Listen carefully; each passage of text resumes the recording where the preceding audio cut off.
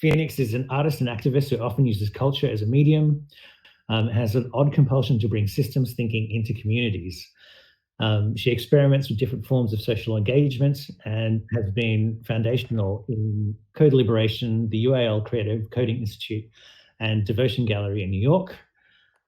She will be talking to Colleen Macklin, who is the game designer and associate professor at the School of Art, Media and Technology at Parsons School of Design. In 2006, she founded and co-directed the PETLab, the Prototyping Education and Technology Lab, and has been responsible for games like the Metagame and the video game Iterate. So really excited to have this conversation, and please take it away. Hey, wow, Phoenix, Hey. there's a picture, there's a real you there. Yeah, hi. I love the Fox avatar. Very, very, very Colleen. Hey, I mean, I really, it took a while to choose one, but I felt like it was expressing the inner me today. Very much.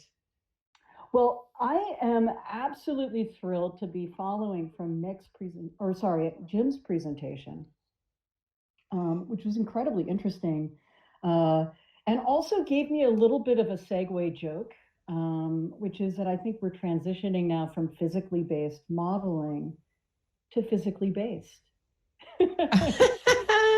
Is it matter if we turn? Should we taste? We might need to face forward. Sadly, can you all hear us? Okay. I'm assuming folks can hear us just fine. I think it's fine. Awesome. Cool. I might want to look at the Fox too. Let's see. Oh, that's so cool. Yeah, it's true.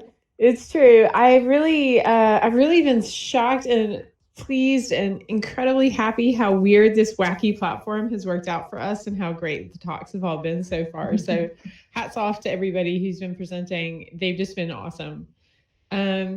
Cool. So I think we've agreed on a weird little platform for this, which is if you ask me questions about my art, I'll ask you questions about your books, and that's going to be sort of the way we roll this situation. I think that's a great way to roll. I am a designer too, but I was talking to Phoenix and I was like, look, I really want to talk about some of your recent projects because not only am I a huge fan, but I'm incredibly impressed with the kind of and also beauty of some of these. So I don't know, Phoenix, if you have any imagery or video of Forest Daydream. Yeah, totally. But maybe we could just watch a little bit before we talk so that the audience gets a sense of your work. That sounds super awesome. Let me put on a screen. Da-da-da. Okay, hold on. You're really good at this. I'm impressed. Hey, I had to practice, and it's only my anxiety that's made me good at this. So, yay for crippling anxiety. Okay, let me scale it up so people can see it.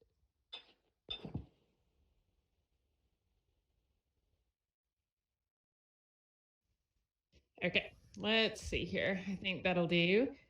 Let me back up. Can y'all see that out there in Avatar land? Cool. All right, here we go.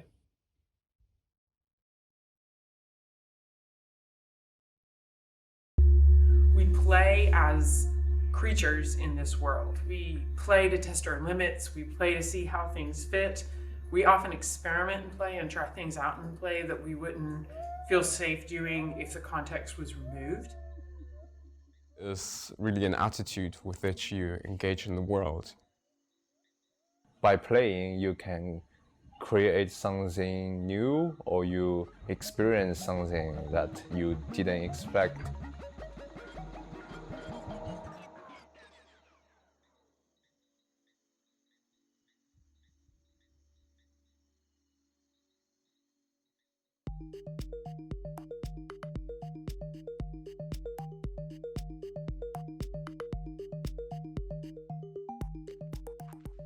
Hello, I am Phoenix Perry, and I'm the course leader here on the Creative Computing degree at the Creative Computing Institute.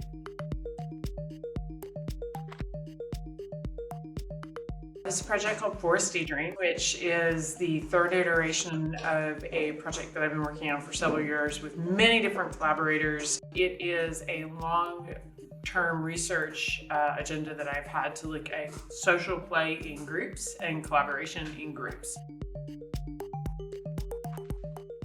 So the project itself involves a couple of pieces. There is a small forest, which looks like a low poly video game forest, and a small hut, which looks like a low poly video game hut. My thinking behind that is that we spend a lot of time in virtual natural environments when we live in cities. So pulling where we actually end up going back out into the real world and looking at it as an object. So that's why it looks the way it does and the kind of architecture it has. Beyond that, each piece is interactive, and then there are games which play out amongst the pieces, and they require multiple people to play. So something will be happening over here, and then you'll need a response to it over here. So there's no way to play it on your own, so you have to ask for help and ask for cooperation, which is one of the underlying philosophical points I'm trying to make in the game, is that you can't do things on your own, you need to do them in groups. We have this class here that I'm leading right now on environmental computing and spatial computing. They are working with me on this project in an attempt to get experience working with a gallery, with a large-scale institution like Wellcome Collection.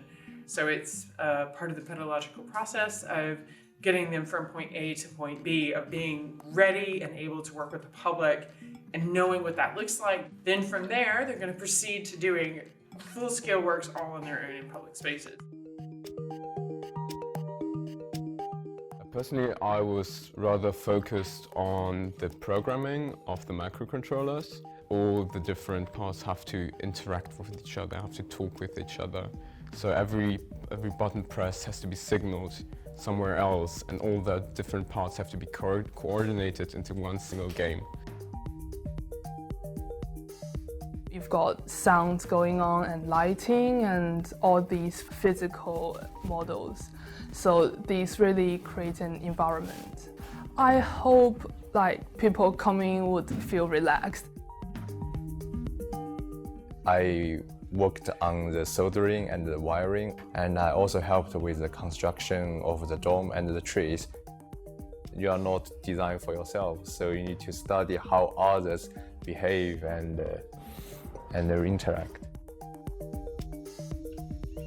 My name's Ben Kelly. My role in Forest Daydream, it was almost like a sound supervisor role to create an immersive soundscapes which evoke the rainforest, and also music composition. Los Bosquecinos is an ongoing project with the Wampi, the indigenous community who live near the Ecuadorian border of the Amazonas rainforest. I spent some time with them 2 years ago and developed an ongoing relationship as an artist to help with their government, to help deforestation and indigenous land rights. The sound recordings, the soundscapes are very immersive, as again a hyper-reality, to try and aim to trigger this emotional feeling, this primal feeling of interconnectivity with nature. I hope it stimulates audience members to ask themselves questions of their own role within the social ecological system.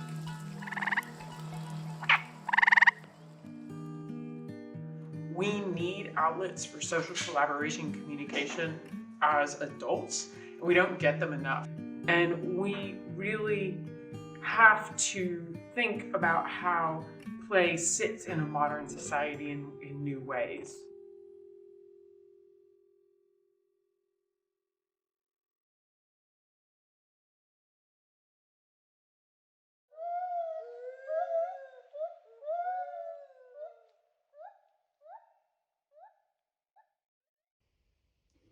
Awesome. So that's Forest Daydream. Okay, so I love this project, and I have a lot of questions for you, Phoenix, in particular. I think one of the things that really resonates with me, sitting here in the United States, where you once were, and sadly we've seen you go, although perhaps for the best. politically these days here, is this sort of like rugged individualism that America sort of politics is unfortunately based on. And one of the things that you said when you were presenting the work is this idea of social play in groups and needing to collaborate. Can you talk a little bit about how that kind of impetus took form and the design process, sort of how you actually get there? Yeah, I think it's something that I can absolutely sort of move to.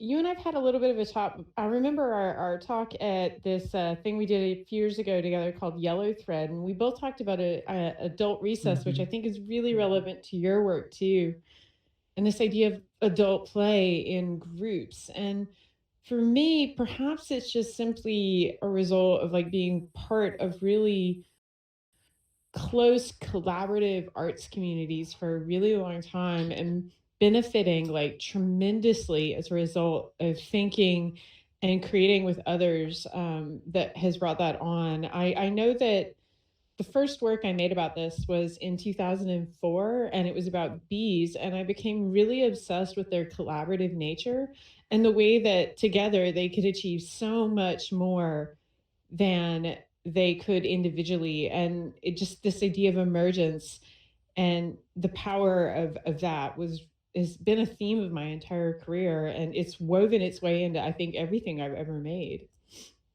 You know what? This resonates so much with me. And you mentioned wanting to ask me a little bit about my writing process. And I will say that it is thematically related to some of these ideas because the two books that have my name on it also have John Sharp's name on it. We co-authored both Games Design and Play, which is, we codenamed the Social Justice Warrior's Guide to Game Design, in case you want to get a sense of the spirit behind that book. And then also our most recent book that came out a little less than a year ago, Iterate, 10 Lessons in Design and Failure. Oh my God, I love that book so much. It was so, I mean, I think you and I both have this like mutual fandom because I read your books and I just want to stand on like my like sofa and shout, yes, yes, yes.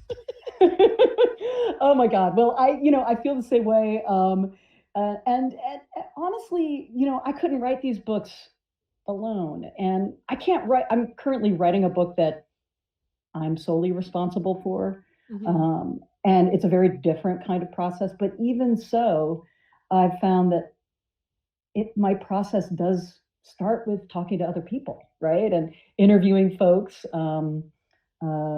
Iterate was all about interviews. We did 10 different interviews with practitioners about their failure and how they dealt with it.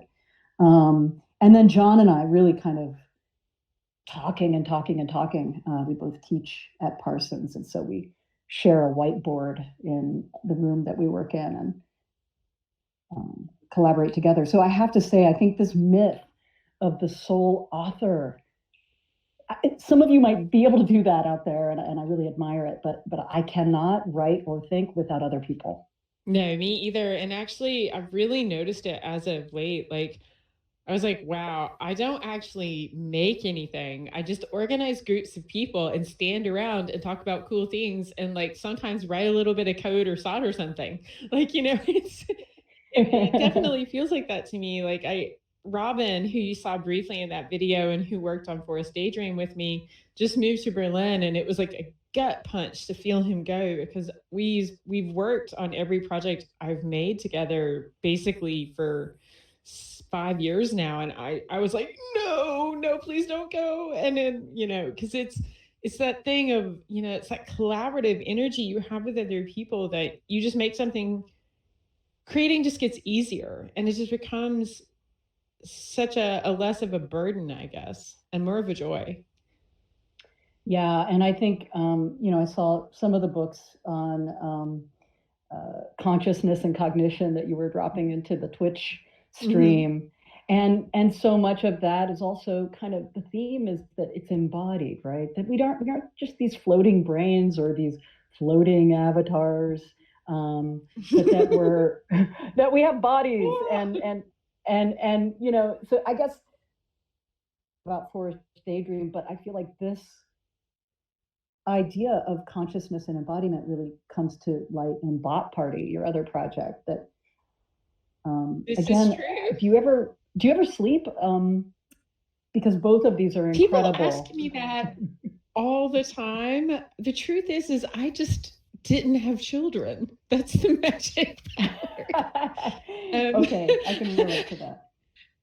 Yeah, I didn't have kids, you know, just like you. So. Well, I don't think I get as much done as you, but I have 3 cats to care for, so I would use that as my. Okay, since I left New York, you wrote 2 stellar books, both of them groundbreaking in games, because in one, you take the kind of play-centric approach to design you take in your first book, and you bring it to such a bigger audience. Iterate really reaches like this big design audience.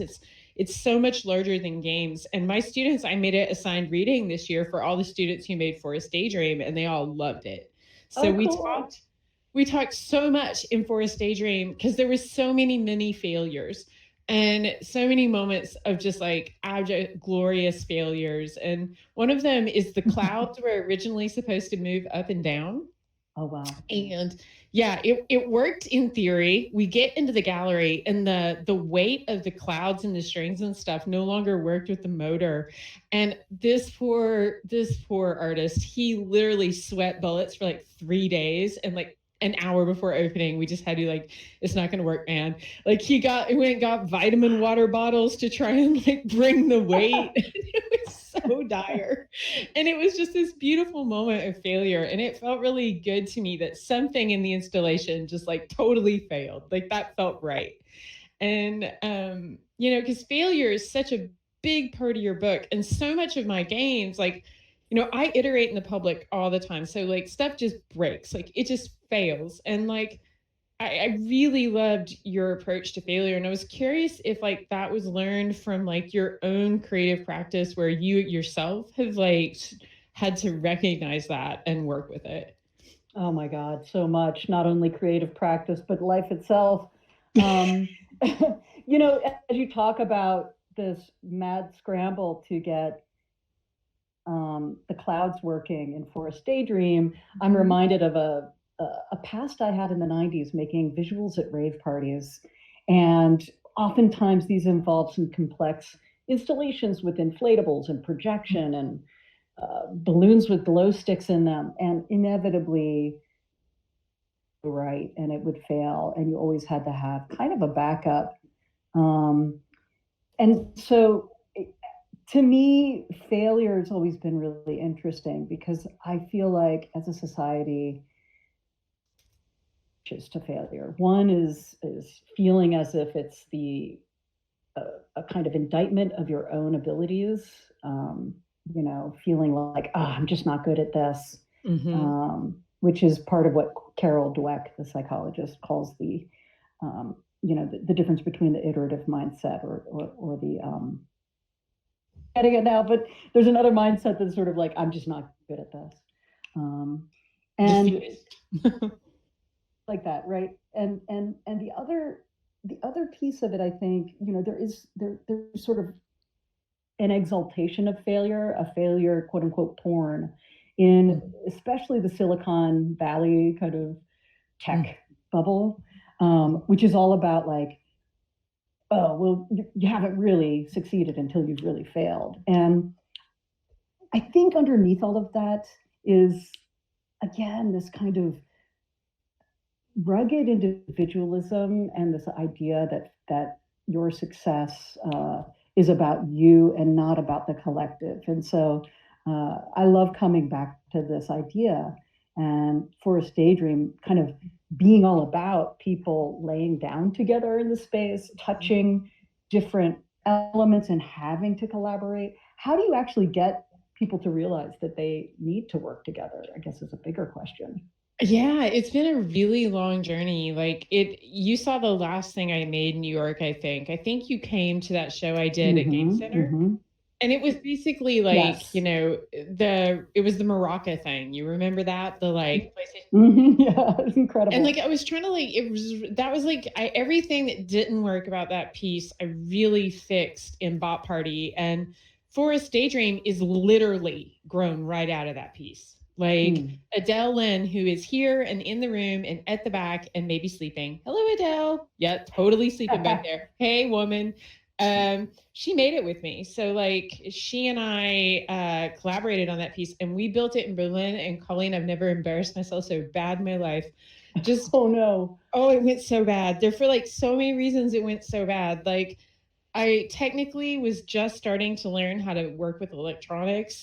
If I could fuck it up, I did fuck it up on that project. Like, oh my God. I tried to use like 9 different microcontrollers and like every networking thing under the sun, and like it was just bad. I really, really technically failed. So it only worked in the mornings before the rain started, basically, or it got wet or too hot. It's really bad. Well, this is I think a really interesting thing, right? Because when we talk about game engines and making art within game engines, one of the things that you're doing is you're jumping outside of the game engine, right? You're making reality, the physical world, your game engine. So rain, heat, other actual human beings and human bodies have the potential to completely create glitches, quote unquote, in the system. How do you design in a way to anticipate that? I now am a master boss of failure in exhibitions. I have an emergency bag. The emergency bag is able to fix anything on the fly. I have, for bot party, I have 2 backup bots for every bot in a bag. I have extra super glue, tons of duct tape, lots of rubber bands, actual Band-Aids, like patch it up, fly with it, pray. And you know, it's really interesting. Like the last thing I did was at NYC Resistor, and it was basically a giant rave party. And to see the bots work in a giant rave was like really amazing. But yeah, it's been this like, oh my God, people are weird and they're wild and they're fun and they're unexpected. And they do things to my work that I would never anticipate. Like never. One of the most amazing things that I saw inside Forest Daydream is I put these big, fluffy, soft, round foam cushions because I thought people would sit on them and like maybe get down on the ground with them. But children went wild with them. And like they were lily pads the first day. So I learned this thing that children, there's this sort of folk thing that happens in my installations where if a kid works out one way of playing and another kid sees it and the place is busy, that way of playing can persist the entire day. But at the end of the day, it's gone. And the next day there's like new games. Oh my God, it's like a network effect, but it's passed on. It's like local knowledge that gets passed on. That's incredible. They show each other how to play. So the next day was the stacking day. And you saw that in the documentation a little bit. Stacking was the thing. Oh my God.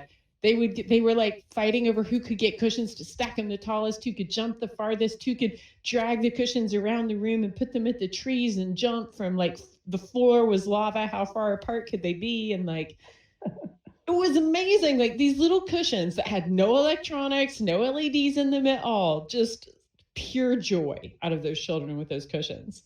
Oh my God. Well, go ahead. Go ahead.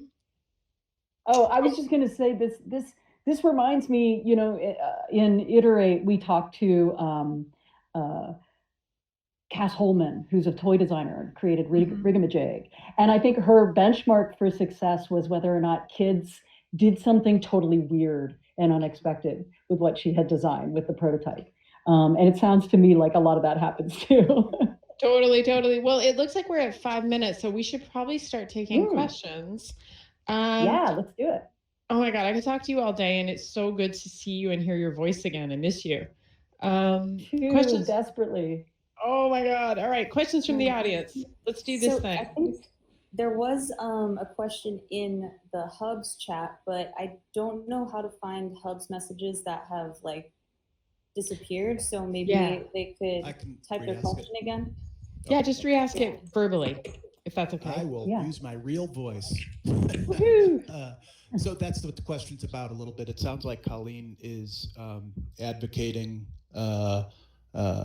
the sort of disappearing or hiding of the media tech, which reminds me of an essay from a long time ago by Nicholas Negroponte But along those lines, I guess I'm wondering what your optimisms and what your fears might be in that agenda. Do you think that this sort of accelerating tech will in fact let it move and let us recenter actual reality?